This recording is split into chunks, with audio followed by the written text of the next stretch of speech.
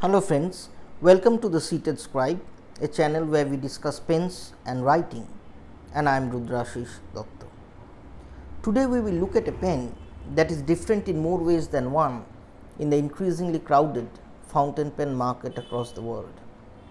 Lapis, an English company that still produces some of their finest products out of England and has been acquired by William Penn, an Indian company based out of Bengaluru, which also deals in pens, office and lifestyle accessories, in 2016 is today known for a higher end fountain pen which they have branded Lapis Avon, ostensibly as a tribute to the bard William Shakespeare. Lapis Avon, which I will be reviewing today, comes in a 14 karat gold nib of medium thickness and has an aesthetic appeal that clearly goes beyond the ordinary. Even the unpacking experience, as you will soon see, has been different from any other unboxing or unpacking that I have ever seen or experienced before. So without any further delay, let us go through this wonderful experience of the Lapis Avon.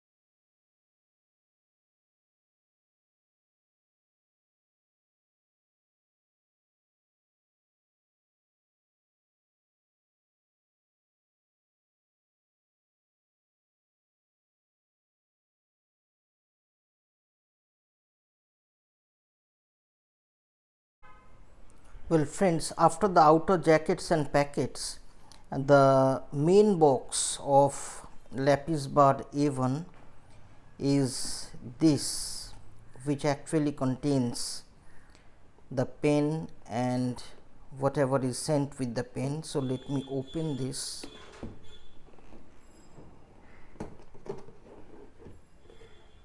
Keep it that aside. So this is how it has arrived.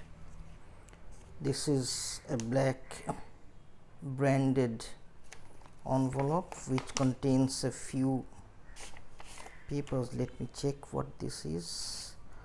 Well, this is likely yes, it's a maintenance cum manual card, and these are, I understand, thickish note cards which has been sent,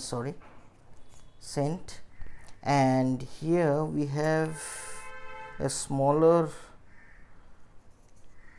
envelope which, it's the warranty card. So this is the warranty card, and the warranty here is given by William Penn, which, as I have said in the introduction, has acquired this brand.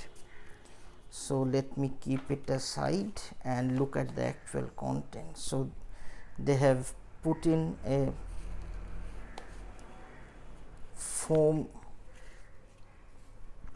and here is the actual content. Let me begin with the ink.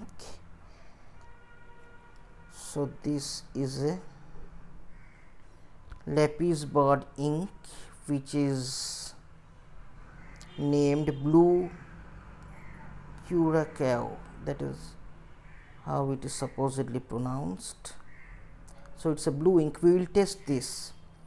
When we write with the pen for the first time. But in itself, the ink pot looks wonderfully mesmerizing. So this is the ink pot. This is a leather pen pouch to house the pen when we carry it. Yes. This is a cardboard proxy of a pen to maintain the shape as it is, and it's a very sturdy leather pen pouch, the innards of which are coated with velvet. So this is it, and this is the pen. This is the Lapis barred Avon. Now we will look at the pen in greater detail in just a bit. Well friends, so these are the contents of Lapis barred Avon's gift box: the ink pot, the pen, and a leather pouch. So with the classic Lapis barred logo on a badge punched into this leather. So we now look at the pen in some detail. Well, let me take a dry weight of the pen to see how much the pen actually weighs.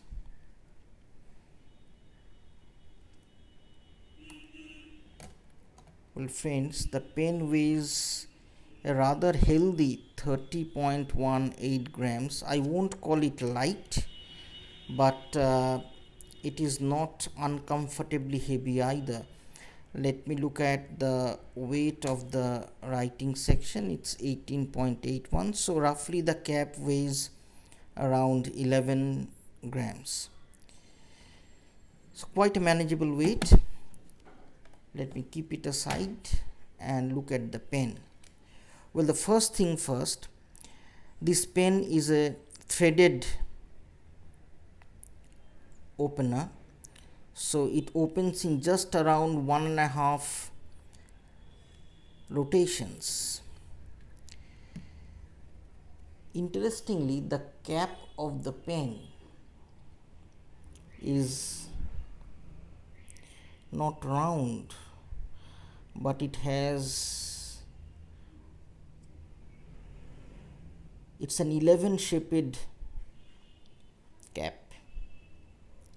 There are 11 shapes, and the top contains a rather polished chrome logo of Lapis barred.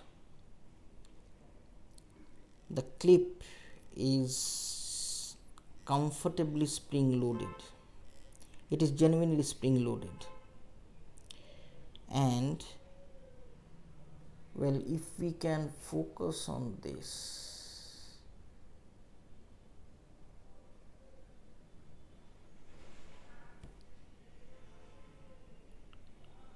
okay, I guess we can just focus on the letters. It's England punched in this part. So a very aesthetically looking clip, and this band contains 3 horizontal punch marks suggesting the strings of the lyre, with Lapis barred written at the other end. So friends, this is the cap, and now we look at the pen. So the barrel too is not round as such, but is 11 sided. So is the finial at the other end. The top of the finial is flat and shiny. Well, one of the unique features of Lapis barred pens are their nibs. They are very smooth writers. Their nibs are usually on the larger side and two-toned. So is this nib. If I can focus it for you, this nib is a two-toned nib with the breather hole here, the Lapis barred logo, and the letters Lapis barred followed by M, implying that this is a medium nib. Well, the feed is plastic. The feed is plastic. Now the writing section is threaded at this end. It's otherwise very narrow at the nib end. There is a chrome band, after which there is a flare. It's a gradual flare, not an uncomfortable one, followed by the threads. And then at this point, which is incidentally the girthiest part of the pen, there is a slight and gradual step down to the other end of the finial, and this section too is flush. We can't feel anything between the chrome and the resin of the barrel. So this is the outer structure of the pen. I just get a hint that this section is mattish in appearance, slightly mattish, whereas the gripping section is comparatively shiny and plain. So if I can just ask you to focus on the light which falls on both this part and this part, you may have an idea as to the shine of this part, which is plain, and the rather blunt reflection in this part, which is mattish in color. So texture wise, the gripping section and the barrel section, they are slightly different, right? So let me unwing this. It opens in around 3.5 rotations. The entire section is metal chrome finish, and they have already placed a converter here, and very interestingly they have also put in an o-ring, rubber o-ring, just at the point where the threaded end of the barrel meets the section, to cushion the pressure that may occasionally weaken this part with time. So this is a very thoughtful gesture from Lapis barred. We do not find very many pen manufacturers actually devoting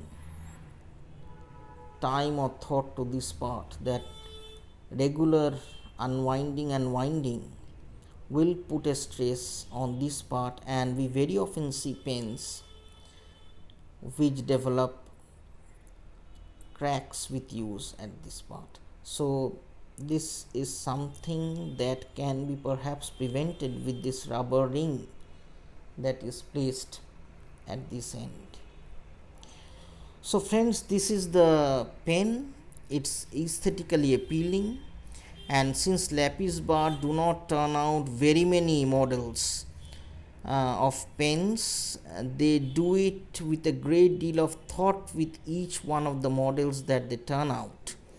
And so therefore, like the other Lapis barred that I have, this pen too is expected to be a very smooth writer.